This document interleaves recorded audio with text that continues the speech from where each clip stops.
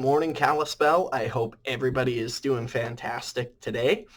So, a question that we get asked and asked fairly often, it's pretty cool though what people actually come up with and how concerned they actually are. What are spinal adjustments? Well, to properly explain that, it makes no sense if you don't know what a spinal misalignment is. So, we're going to dive into that and then I'll explain what the adjustments are. So spinal misalignments, also known as subluxations or neurostructural compromises, are when the bones of the spine misalign 3 millimeters or less. Now, if you jump into that more than 3 millimeter land, you are looking at what the medical world would call a dislocation. They like to use our word subluxation.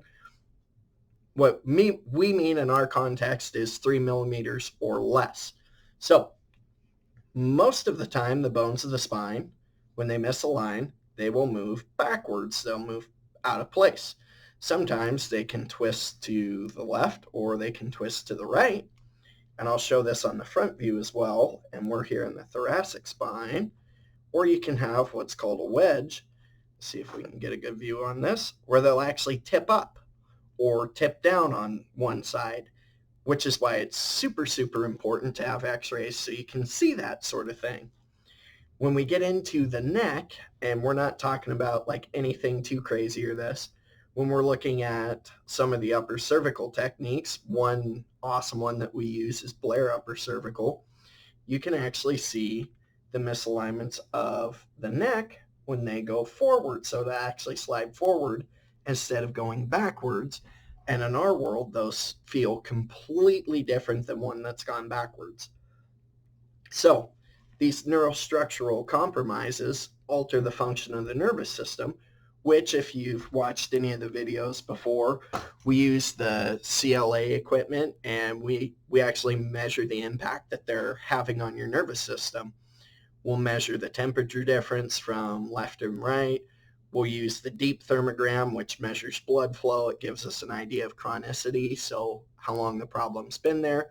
And then we also run what's called the EMG, the static EMG. So it's a static electromyogram, which what it's doing is measuring the amount of energy your brain is using to hold you upright at rest. So a lot of times we'll see people with a lot of fatigue and they're like, I haven't even done anything today. I'm literally just sitting around. On those people, we'll tend to see really, really spiked EMG scores, so way more than normal. Dr. Robert Sperry is the one that figured out 80% of your energy is used to maintain your posture. So if you're wondering why chiropractors and some PTs are super, super on the ball and more or less haranguing you about your posture, it's because that's where 80% of your energy goes. And there's a whole slew of conditions and diseases that are associated with abnormal posture. So there's a little bit on that. Now, the spinal adjustments. Here's what the video is really about. So the spinal adjustments are the corrections of the spinal misalignments or the neurostructural compromises.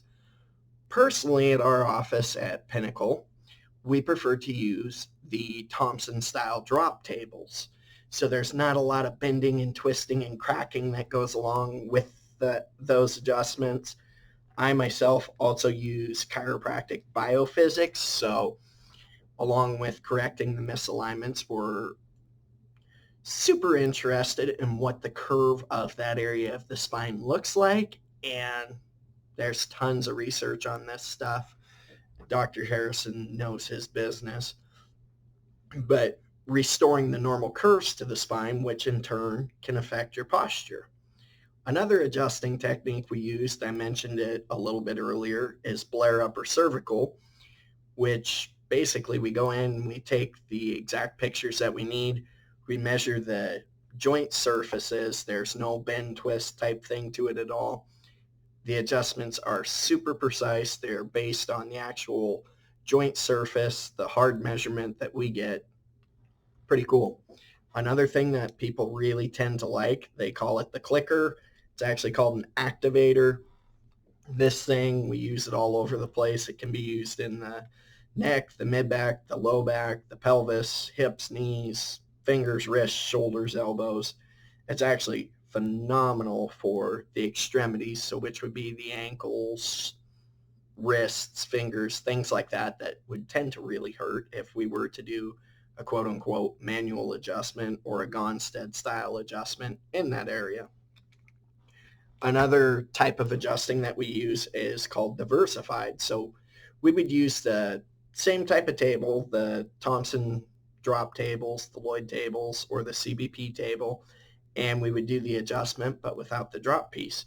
Those ones you can actually tend to hear noise, but we always give people the preference as to what style of adjustment they like. So say we do one thing, they're like, hey, that wasn't really the most comfortable thing in the world.